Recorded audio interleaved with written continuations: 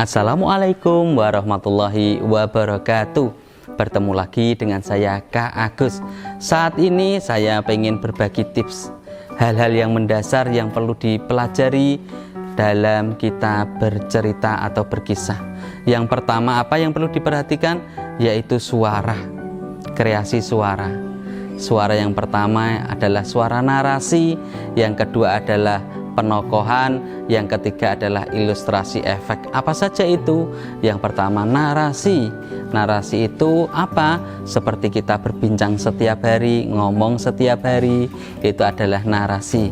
Kita membacakan, tapi dalam narasi ini yang perlu ditekankan apa? Adalah intonasinya.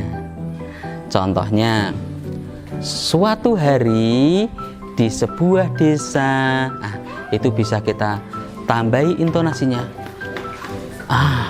Suatu hari di sebuah desa, kayak gitu. Itu adalah narasi. Yang kedua adalah penokohan. Penokohan apa? Penokohan itu juga ada 3. Yang pertama adalah suara kecil, yang kedua adalah suara sedang, yang ketiga itu adalah suara besar.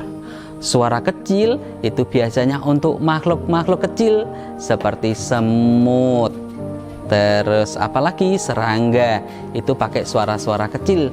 Biasanya kita tekan di tenggorokan bawah. Begitu ya. Aku baru tahu. Itu suara kecil. Terus suara sedang itu bagaimana? Itu suaranya di atas atau kita ngomong biasa saja. Begitu ya. Aku jadi tahu ceritanya begitu. Itulah. Terus suara besar itu biasanya untuk tokoh-tokoh besar seperti raksasa. Terus selanjutnya yang perlu diperhatikan, yang paling mendasar perlu diperhatikan, yaitu kreasi wajah. Tentunya ketika tokoh yang kita ceritakan itu marah, kita juga berkreasi wajah kita marah. Begitu, makanya dibilangin jangan ngeyel. Kayak gitu. Yang ketiga yaitu adalah kreasi gerak tubuh. Gerak tubuh kita ada 2, motorik halus dan motorik kasar. Motorik halus apa itu? Kita cukup dengan gerakan yang kecil-kecil saja. Mungkin gerakan tangan, terus memutar ke kanan dan ke kiri, atau mungkin kepala kita, itu bisa dilakukan. Atau kita gerakan yang kasar, seorang raksasa,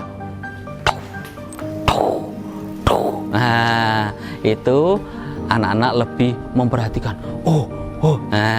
Gitu. Yang keempat yaitu kreasi alat pendukung. Alat pendukung itu apa? Ketika kita bercerita atau berkisah, kita bisa menggunakan alat-alat pendukung dalam kita bercerita. Alat pendukung tidak harus boneka. Tidak harus boneka.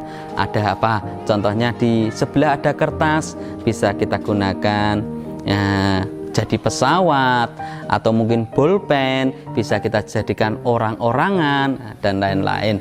Tentunya ini akan menambah suasana anak dalam memperhatikan kisah kita lebih fokus. Ustadz, ustadzah, orang tua, bapak-bapak, ibu-ibu, ayah, bunda dimanapun berada, kita ciptakan suasana yang akrab dulu, pengkondisian bahasanya, kepada anak-anak kita ketika kita mau berkisah. Bagaimana cara pengkondisian anak? Sangat mudah sekali. Kita bisa tiba-tiba kita mengeluarkan suara hewan. Itu biasanya anak-anak langsung penasaran, pengen melihat. Kita datang, lalu kita teriak. Anak-anak tentu akan melihat, suara apa itu? Kesini, aku mau bercerita. Aku adalah seekor ayam. Pengen dengar ceritaku tidak? Tentunya anak-anak lebih, apa itu? Ayo kita lihat. Tentunya akan membuat suasana menjadi lebih akrab. Terus Jangan lupa kita tentunya keluarkan aksi-aksi yang mengesankan, gerakan-gerakan badan tadi seperti yang saya tunjukkan ketika motorik halus dan motorik kasar. Selanjutnya bisa juga kita dengan menambah keakraban ini tebak-tebakan. Contohnya, siapa pagi ini yang sudah mandi? Saya. Siapa yang mandi di kamar mandi? Saya. Siapa yang mandi di kamar mati? Kamar mati. Siapa yang mandi pakai sabun mandi? Saya. Siapa yang mandi pakai sabun cuci? Mandi pakai sabun cuci. Itu tentunya membuat anak-anak lebih memperhatikan dan fokus, dan juga senang ketika kita berkisah atau bercerita. Yang terakhir, mungkin kita bisa menggunakan lagu-lagu yang familiar di anak-anak kita. Contohnya apa? Satu-satu, aku cinta Allah. Dua-dua, sayang Rasulullah. Dan seterusnya.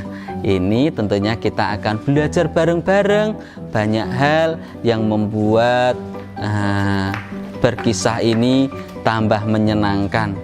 Ingat, ayah dan bunda di rumah, ustadz ustadzah di rumah, ini hanya salah satu media kita. Jadi banyak lagi media yang lain, tapi dengan berkisah ini akan membuat suasana lebih hangat. Mungkin dari saya Kak Agus sekian dulu. Banyak kesalahan mohon dimaafkan. Wassalamualaikum warahmatullahi wabarakatuh.